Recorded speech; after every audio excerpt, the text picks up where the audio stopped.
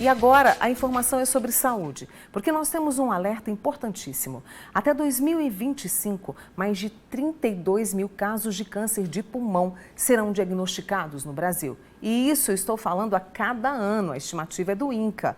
O fumo é a principal causa. E eu vou conversar agora com o cirurgião torácico e oncológico, Dr. Vivaldi Faria Lobato Neto, que vai trazer para a gente um dos caminhos desse tratamento.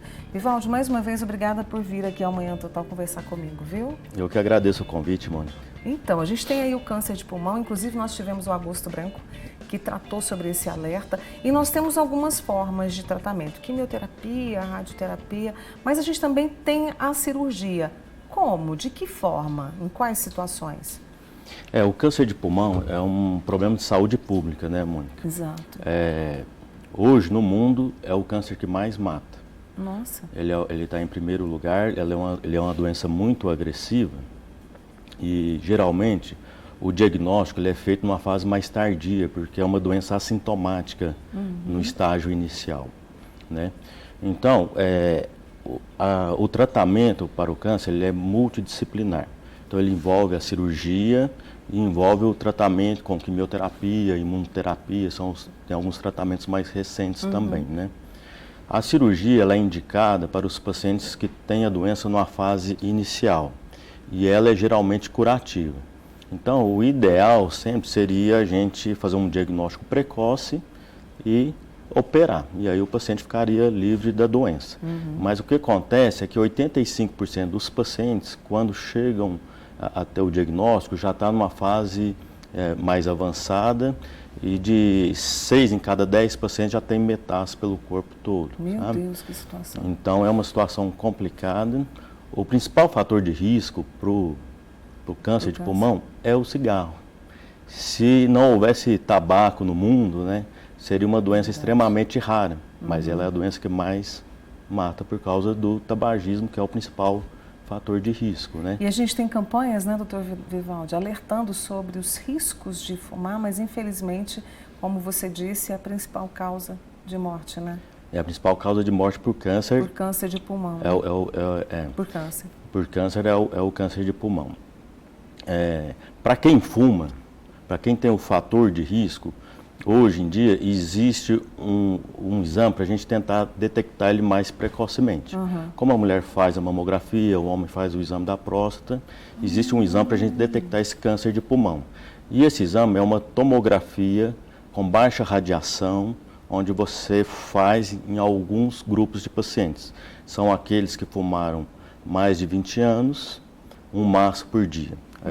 E tem entre 50 e 80 anos. Então, esse grupo que tem alto risco de desenvolver o câncer, o ideal é que ele faça uma tomografia por ano para poder identificar uma lesão numa fase mais precoce e aí a gente poder tratar, atuar de uma forma mais curativa, né?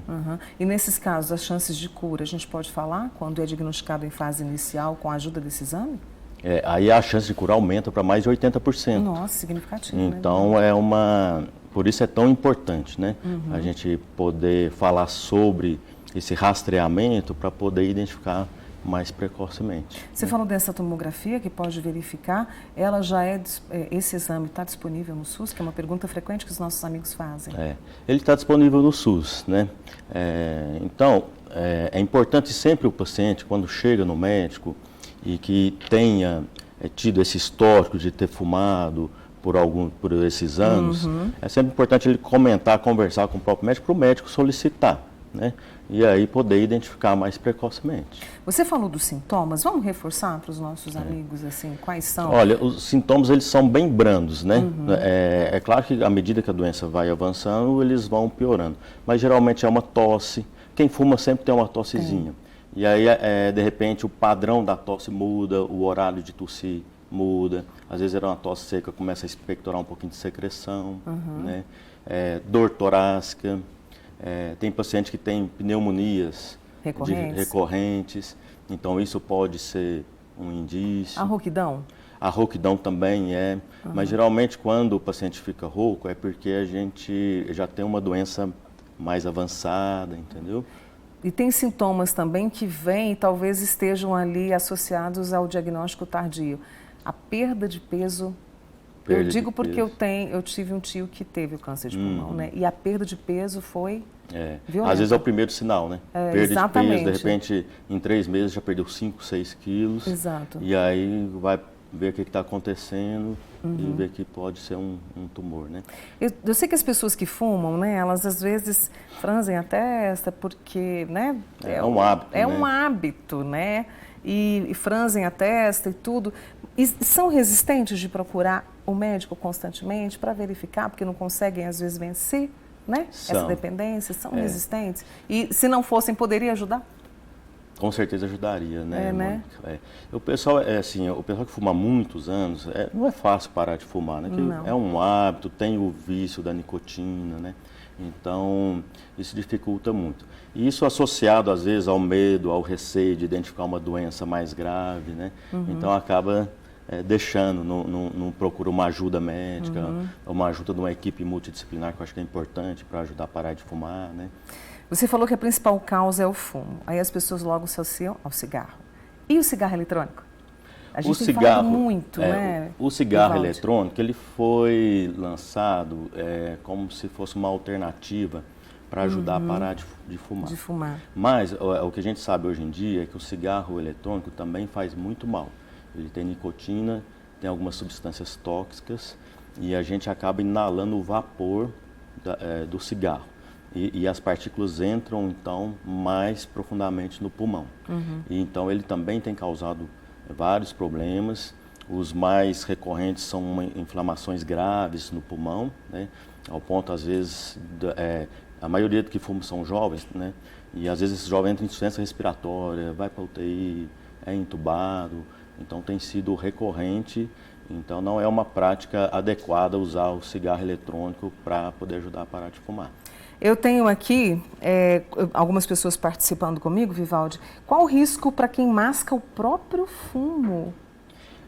O tabaco, em geral, ele faz mal, independente se você está inalando ele, está mastigando ou usando de outra maneira. O risco de mastigar o fumo é dar câncer de boca.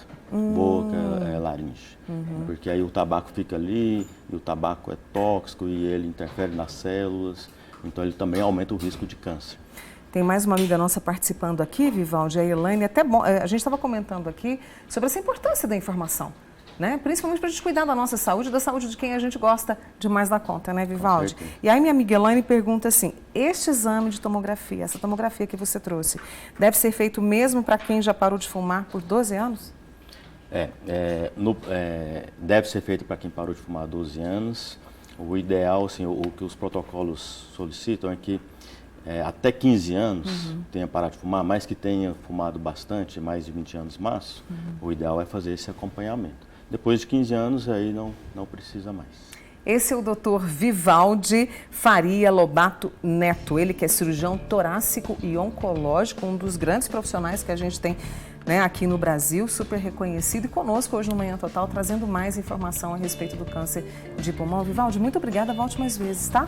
Eu agradeço muito o convite, queria mandar um abraço ao pessoal do Hospital Municipal, ao Dr. Wilter. Né, todos lá, né? E todos lá, que estão sempre ajudando a gente a trabalhar e resolver esses problemas de câncer. Né? Eu reforço meu abraço a todos do Hospital Municipal, Dr. Wilter, um grande abraço e muito obrigado, ao Cassiano também, tá?